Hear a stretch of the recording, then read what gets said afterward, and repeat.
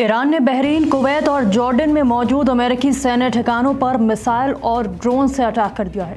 Iran ने सबसे बड़ा हमला बहरीन में अमेरिकी नौसेना के 5th फ्लीट हेडक्वार्टर पर किया। ईरान का कहना है कि यह हमला अमेरिकी आक्रमण का जवाब है। दरअसल इस पूरे घटनाक्रम की शुरुआत तब हुई जब अमेरिकी सेना ने दक्षिण ईरान के रणनीतिक इलाकों जास्क, सिरिक, बंदर अब्बास और केश्म द्वीप के आसपास मौजूद रडार, एयर डिफेंस और निगरानी ठिकानों पर हमले कर दिए। ये वही इलाके हैं जो हॉर्मुज स्ट्रेट की सुरक्षा और निगरानी के लिए बेहद अहम माने जाते हैं। अमेरिकी सेंट्रल कमांड ने दावा किया है कि ये कार्रवाई आत्मरक्षा में की गई। सेंटकॉम ने यह भी कहा कि एक दिन पहले अमेरिकी अपाचे हेलीकॉप्टर को निशाना बनाया गया था और उसी के जवाब में ये ऑपरेशन चलाया गया, लेकिन ईरान ने इस दावे को पूरी तरह खारिज कर दिया। तेहरान का कहना है कि उसने कोई अमेरिकी अपाचे हेलीकॉप्टर नहीं गिराया और अमेरिका एक घटना को बहाना बनाकर ईरान के खिलाफ नया सैन्य अभियान चला रहा है। ईरान की सरकारी मीडिया ने सैन्य सूत्रों के हवाले से दावा किया कि पिछले 24 घंटों के दौरान हॉर्मुज क्षेत्र में कोई ऐसा आक्रामक हवाई अभियान नहीं चलाया गया जो अमेरिकी हमले को सही ठहरा सके। ईरान का आरोप है कि अमेरिका जानबूझकर तनाव बढ़ाने की कोशिश कर रहा है और क्षेत्र में अपनी सैन्य मौजूदगी को मजबूत करने के लिए बहाने तलाश रहा है। इसी के कुछ घंटों बाद ईरान के IRGC ने जवाबी कार्रवाई का ऐलान कर दिया। IRGC के मुताबिक स्थानीय समय अनुसार तड़के करीब 2:30 बजे ऑपरेशन शुरू किया गया और बहरीन, कुवैत और जॉर्डन में मौजूद अमेरिकी सैन्य ठिकानों की ओर बड़ी संख्या में ड्रोन और मिसाइलें दागी गई। सबसे बड़ा हमला बहरीन में किया गया, जहां अमेरिकी नौसेना का 5th फ्लीट मुख्यालय स्थित।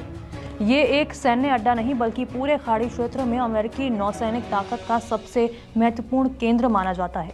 फारस की खाड़ी, अरब सागर और लाल सागर में अमेरिकी नौसेना की गतिविधियों की निगरानी और संचालन का बड़ा हिस्सा यहीं से होता है।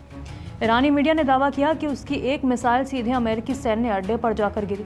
हमले के तुरंत बाद बहरीन में खतरे की सायरन बजने लगी। गृह मंत्रालय ने पूरे देश में चेतावनी जारी की है और नागरिकों से सुरक्षित स्थानों पर जाने की अपील कर दी है। स्थानीय सूत्रों के अनुसार अलग अलग इलाकों में 16 से ज्यादा धमाकों की आवाज़ सुनी गई। हालांकि अमेरिकी सेना की ओर से अभी तक किसी बड़े नुकसान या हताहत होने की कोई पुष्टि नहीं की गई है। बहरीन के बाद ईरान ने कुवैत में मौजूद अमेरिकी सैन्य ठिकानों को निशाना बनाने का दावा किया। IRGC के मुताबिक अली अल सलेम एयरबेस पर ड्रोन और मिसाइलें दागी गई। ये बेस अमेरिकी वायुसेना के लिए बेहद अहम माना जाता है और खाड़ी क्षेत्र में अमेरिकी एयर ऑपरेशंस का प्रमुख केंद्र है। हमले के बाद कुवैत की सेना ने बयान जारी कर कहा कि उसके एयर डिफेंस सिस्टम सक्रिय हैं और दुश्मन के हवाई लक्ष्यों को इंटरसेप्ट किया जा रहा है। हालांकि कुवैत की ओर से नुकसान की कोई जानकारी नहीं दी गई। उधर जॉर्डन भी इस टकराव की चपेट में आ गया।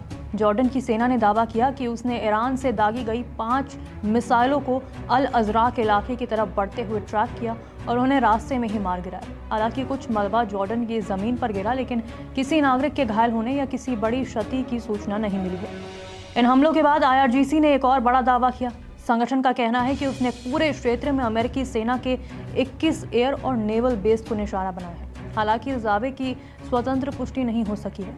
उधर ईरान के विदेश मंत्री अब्बास अराक्ची ने भी बेहद सख्त बयान दे दिया है। उन्होंने कहा कि अमेरिका को खाड़ी क्षेत्र में अपनी सैन्य मौजूदगी पर पुनर्विचार करना चाहिए और अगर ईरान की सुरक्षा को खतरा पहुंचाया गया तो उसका जवाब हर हाल में दिया जाएगा। दूसरी तरफ अमेरिकी राष्ट्रपति ट्रंप ने भी अपना रुख साफ कर दिया है।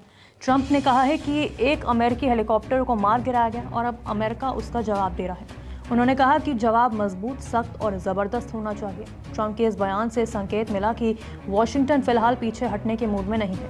इसी बीच ईरान की सरकारी मीडिया ने यह भी बताया कि हॉर्मुज स्ट्रेट के केश्म द्वीप पर हमला हुआ और सिरिक इलाके में एक प्रोजेक्टाइल के टकराने की भी पुष्टि हुई है। हॉर्मुज़गन प्रांत के पूर्वी हिस्से में भी धमाकों की आवाज़ें सुनाई दी। इन घटनाओं ने पूरे क्षेत्र में चिंता को बढ़ा दिया है।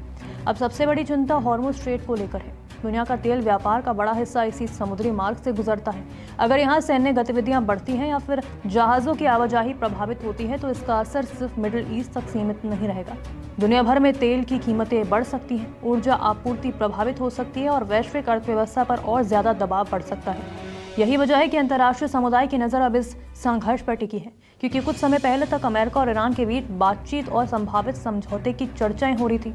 ट्रंप कई बार कह चुके थे कि दोनों देश किसी समझौते के करीब हैं, लेकिन अब हालात बिल्कुल अलग दिखाई दे रहे हैं। एक तरफ अमेरिका अपने सैन्य अभियानों को आत्मरक्षा बता रहा है, दूसरी तरफ ईरान इसे खुला आक्रमण मानते हुए जवाबी कार्रवाई कर रहा है। दोनों पक्ष पीछे हटने को तैयार नहीं दिख रहे और ऐसे में सबसे बड़ा सवाल यही है कि क्या ये टकराव यहीं रुक जाएगा या फिर मिडिल ईस्ट एक और बड़े और लंबे युद्ध की तरफ बढ़ रहा है, जिसका असर पूरी दुनिया को भुगतना पड़ सकता है। निष्पक्ष मतलब न्यूज़ 24